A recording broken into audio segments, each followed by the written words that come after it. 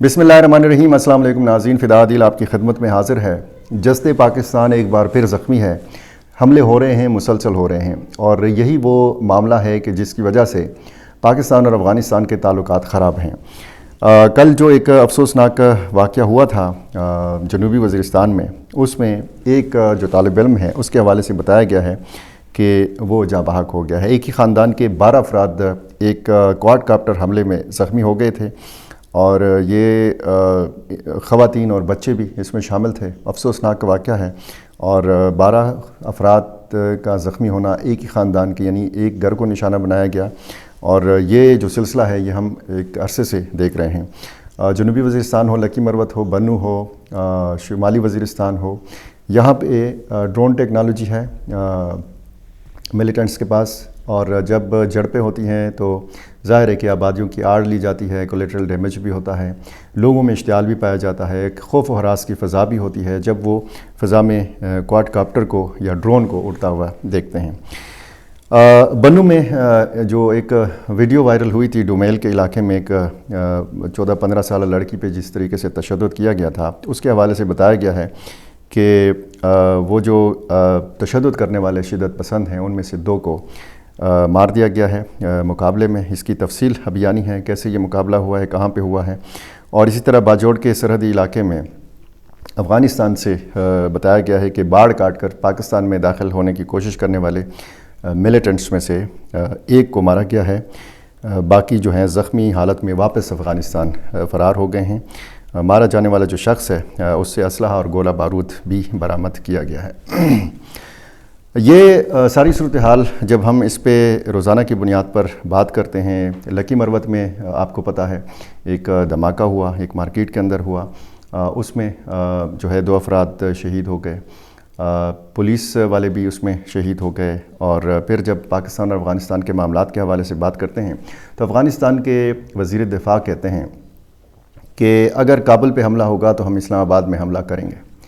अब इस्लामाबाद में हमला किस तरीके से करेंगे? पाकिस्तान के पास तो ज़ाहिर है कि ज़मीनी फ़ौज है, मुनज़्ज़म फ़ौज है, पाकिस्तान की फ़िज़ाई जो सलाहियत है और जो मिज़ाइल टेक्नोलॉजी है, ये सारी चीज़ें। और फिर अफ़गानिस्तान का जब आप पाकिस्तान के दिफ़ाई निज़ाम के साथ मुआज़ना करते हैं तो फिर ये सवाल पैदा होता है कि अफ़गान वज़ीर दिफ़ा मुल्ला याकूब मुजाहिद, जो मुल्ला उमर के साहिबज़ादे हैं, ये कैसे बात कर सकते हैं कि इस्लामाबाद में वो जवाबी हमला कर सकते हैं? वो किस सूरत में हमला करेंगे?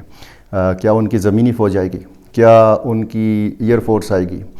क्या उनके हेलीकॉप्टर्स आएंगे? क्या वो मिज़ाइल मारेंगे?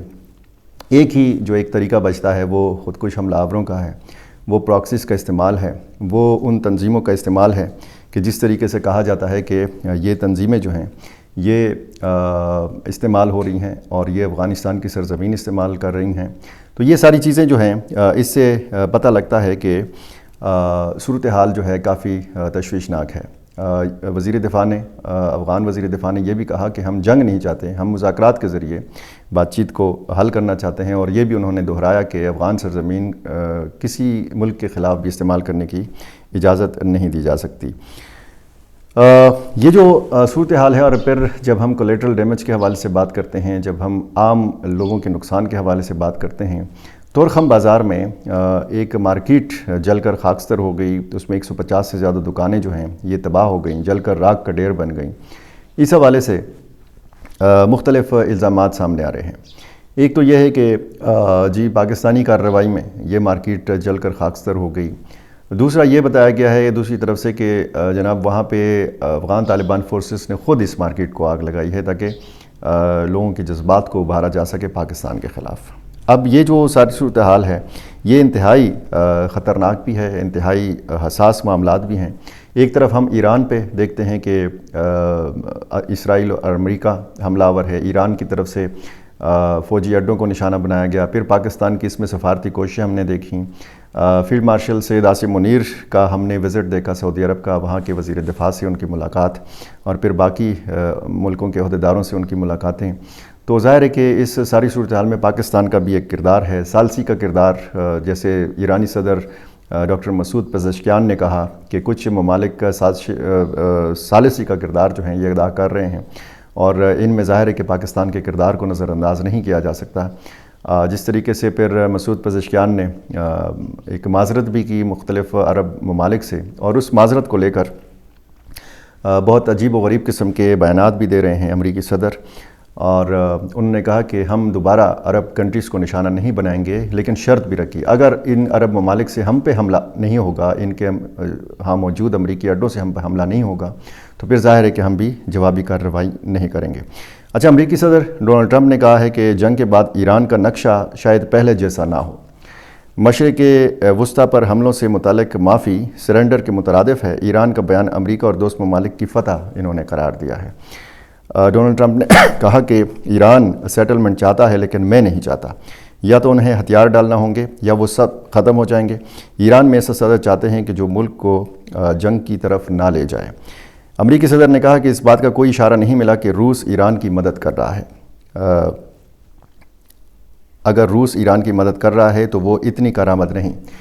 کوئی فکر نہیں کہ ایران میں جنگ کب تک جاری رہتی ہے۔ ٹرمپ نے اسکول پر حملے کا الزام بھی ایران پر دھر دیا۔ یہ کوئی 170-180 کے لگ بھگ جو معصوم ننھی بچیاں حملے میں شہید ہو گئی تھیں ایران کے اندر، تو یہ اس اسکول کی بات کر رہے ہیں، اور یہ الزام ٹرمپ نے ایران کے اوپر لگا دیا ہے۔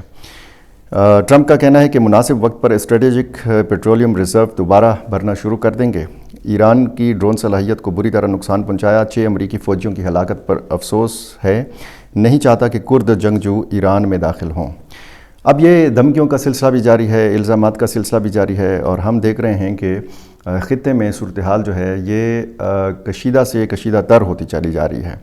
اور جب ہم ساری صورتحال کے حوالے سے بات کرتے ہیں، اور اس میں پھر اس رپورٹ کے حوالے سے بات کریں، 18 امریکی انٹیلیجنس ایجنسیوں کی یہ رپورٹ ہے کہ ان حملوں سے جو اسرائیل نے اور امریکہ نے مل کر کیے ہیں، اس میں ایران میں رجیم چینج ممکن نہیں ہے۔ یہ اب ظاہر ہے کہ ایک بڑی ناکامی ہے اسرائیل کی بھی، امریکہ کی بھی، کیونکہ بڑا مقصد تو یہی بتایا جا رہا تھا کہ رجیم چینج ہو، وہاں پہ موجودہ جو سیٹ اپ ہے اس کو ڈھہ دیا جائے، اس کو گرایا جائے۔ لیکن اگر ان حملوں کے بعد بھی یہ صورتحال ہے، اگر ایران ڈٹ کے کڑا ہے، اگر ایران کی طرف سے مسلسل میزائل داغے جا رہے ہیں اسرائیل کے اوپر بھی، اور مختلف عرب کنٹریز کے اوپر، اور مختلف مراکز کے اوپر، شاپنگ سینٹرز یا ایئرپورٹس کے اوپر، امریکی اڈوں کے اوپر، تو پھر ظاہر ہے کہ یہ صورتحال ایسی ہے کہ اس سے لگتا ہے کہ جو خطے میں امن ہے وہ بہت جلد بحال نہیں ہوگا۔ ایسے میں پاکستان اور افغانستان کو بھی چاہیے کہ معاملات کو درست ٹریک پر لانے کے لیے کردار ادا کریں۔ حساس موقع کے اوپر ایسے بیانات جو افغان وزیر دفاع نے دیے ہیں، ظاہر ہے کہ اس سے صورتحال مزید بگڑ سکتی ہے، اور جو معاملات اس وقت افغانستان اور پاکستان کے ہیں تو ظاہر ہے کہ لوگ بھی پریشان ہیں۔ ایک کارروائیاں ہوئی ہیں خیبر پختونخوا کے اندر بھی، ISPR کے مطابق 13 ملیٹنٹس کو مارا گیا ہے۔ اسی طرح کل بلوچستان میں 2 بڑی کارروائیاں کی گئیں، اس میں بتایا گیا کہ BLA کے 15 دہشت گردوں کو مارا گیا ہے۔